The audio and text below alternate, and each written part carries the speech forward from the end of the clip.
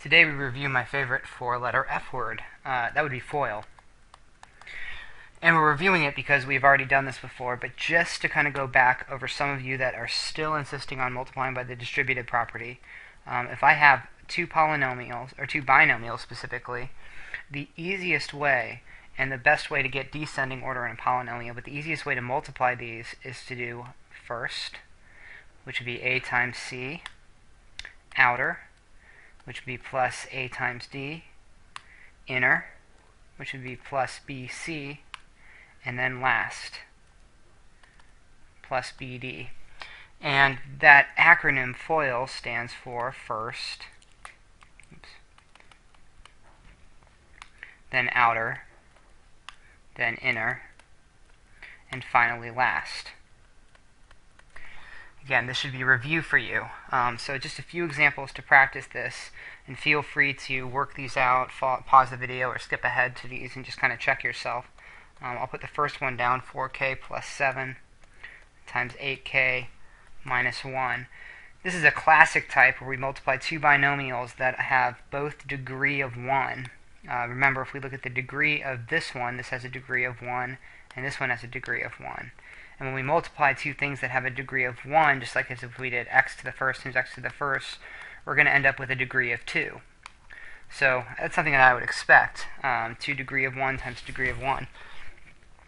So my first one would be 32k squared, and my outer is minus 4k, my inner is plus 56k, and my last is minus 7.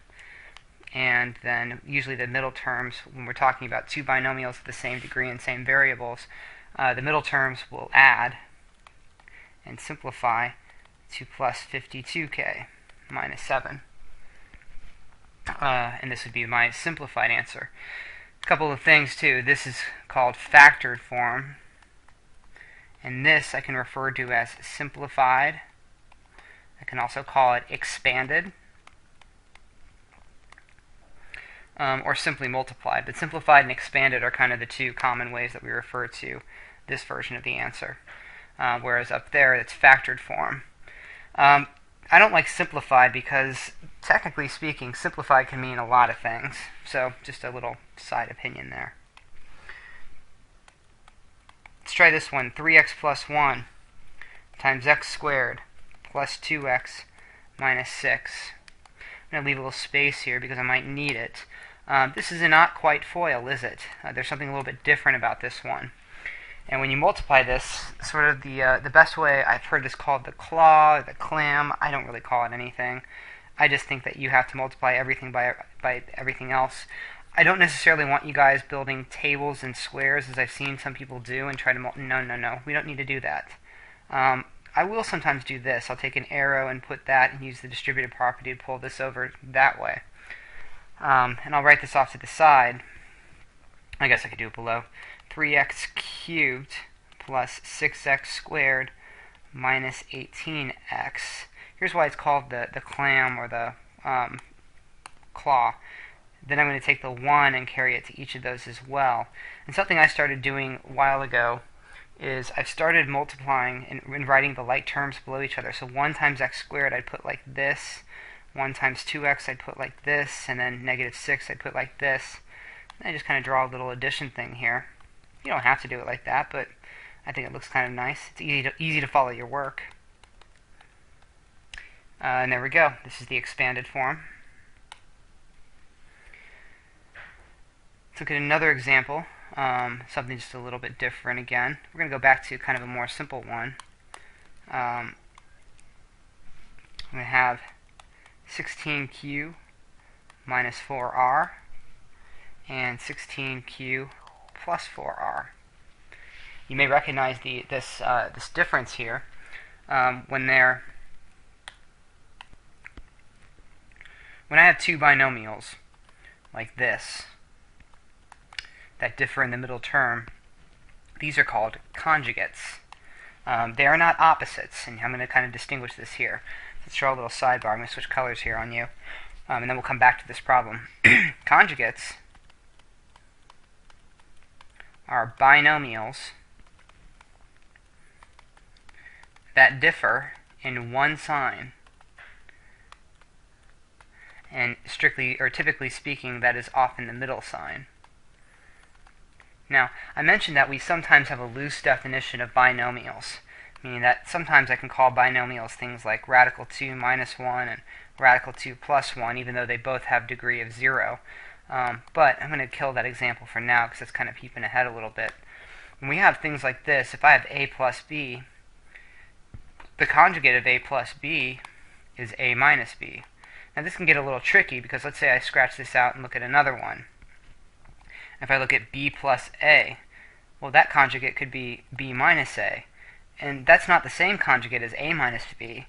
But since a plus b and b plus a are the same thing, so that's where it can get a little tricky. I don't want you to worry about that too much. We're going to talk about differing in one sign in terms of the middle sign especially. So we're just going to sort of not worry too much about this. What I don't want you to think about is that conjugates are opposites. We'll actually define opposites right here just to clarify this. Opposites, binomials that differ in every sign, or both sign. And when I say opposites, I mean opposite binomials, but binomials that differ in every sign. So the opposite of a plus b would be negative a minus b, or probably a little bit better written initially, negative quantity a plus b. So that's an opposite, but a conjugate is a middle sign difference. So I'm going to slide this back up here, and then we're going to pop back over to the left side. So let me pull back up my aqua pen. Actually, that's not, oh, who cares? I do care right now. Okay, that's aqua. Well, if I look at this, and I multiply the first, I get 16 times 16, which is 256 q squared. And I'm just going to multiply this one out. My outer would be plus 64 qr, and my inner is minus 64 qr, and then my last is minus 16 r squared. And if I look at what happens to my middle two terms, they drop out because 64 qr minus 64 qr is 0. And I end up with 256 q to the second power minus 16 r squared. This is a pattern that we refer to as a difference, because of the minus sign, of two squares, because both of those are perfect squares and we have a difference. Difference of two squares comes from multiplying two conjugates together. Comes from multiplying two conjugates, as we just did here. So we're going to sort of revisit the previous two examples for a second here, and I'm going to give you two more, and I want you to do these just a little bit faster. 7p minus 3 and 8p plus 1. So we're going to multiply these together, but I'm going to sort of skip the step of the middle and just kind of combine that all in one. I have 56p squared. My outer is plus 7, my inner is minus 24, and minus 24 and plus 7 is positive 17. So I'm going to go ahead and write just positive 17p, and then minus 3. You should be able to skip from here directly to here without too much brain power, because you just don't want to waste the time of writing it all out. That's one case where we're okay with you skipping steps. In fact, I insist on that. Here's another one. Let's do 6x minus 5 and 6x plus 5. Again, these are conjugates. You don't have to write that down on a problem, but I want you to recognize this, which means you can jump right away to the difference of two squares. First, 36x squared. Last, minus 25. Because again, you should be thinking in your head, my outers and my inners are going to cancel. Okay, not too much more here because this should be a lot of review. So one more problem. X minus y to the third power. If you've not learned binomial expansion, and most of you probably haven't, of course, now that I mentioned it, some of you will look it up, this really means x minus y times x minus y times x minus y. And as I tried to indicate in the previous lesson, this is not the same thing as x cubed minus y cubed. And I can prove that with counterexample. I can let x equal 1 and y equal 2, or something like that. And x minus y cubed, 1 minus 2 cubed, would be negative 1. But on the right side, 1 cubed minus 2 cubed would be 1 minus 8, or negative 7, and those are not equal to each other.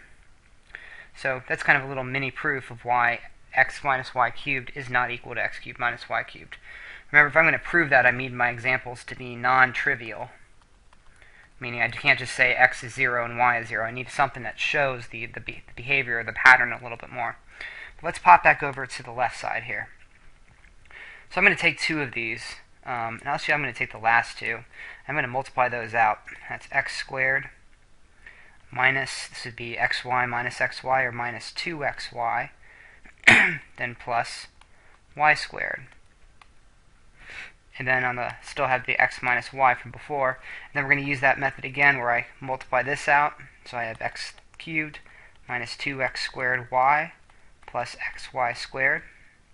And I'm going to multiply this one out, remembering to distribute that negative. So this is negative x squared y, then plus 2xy squared, and then minus y cubed. When I add them, I get x cubed minus 3x squared y plus 3xy squared, and then minus y cubed. This is also a perfect descending order for x and an ascending order for y. Notice how the x's go 3, 2, 1, 0, and the y's go 0, 1, 2, 3 for the exponents. So that's good. Oh heck, let's do one more example. Number 7. That made me think of the idea of squaring a binomial. If I have, let's do negative 5q minus 7 quantity squared. Negative 5 minus q, or negative 5q minus 7 quantity squared, that is not equal to 25q plus 7 squared or something ridiculous like that. Don't do that. Let's not kill puppies. What I need to do is actually just FOIL this. Some people will want to write this off to the side a second time, and that's okay. In fact, I'll let you do that over here. What I'm going to do is sort of the cheat, or the little trick. I'm going to multiply the first one by itself, which is 25q squared, and then I'm going to take these two and multiply them together to get that middle term. That would be plus 35, but I'm going to have two of those because I have the outer and the inner. So what I learned, and this is really bad, I mean, don't do this, but you can do this, is actually just think about it as 2 times negative 7 times negative 5. Again, this is bad because that's not 2 times, but it's a 2 sitting there, and I do multiply that middle term by 2, or add it to itself. So anyway, that middle term was negative or positive 35q plus positive 35q. It's plus 70q. It's a complicated way of saying you should know that that's plus 70q. Here, that's a little bigger. And then we have the last one, which would be negative 7 times negative 7, or 49. So my hope is that you'll be able to go from here to here relatively quickly. In fact, I'm going to do just one more. Let's do 15x to the third plus y squared squared. So again, my first one times itself would be 225x to the sixth. Weird thing, people always want to make x to the third times x to the third, x to the ninth, and it's not. When you multiply with the same base, you add the exponents to get x to the sixth. So anyway, back over here, then I have 2 times 15, which is 30, then x cubed times y squared, and then y squared to this times y squared is y to the fourth. So see how fast we did that? Okay, I think that's good.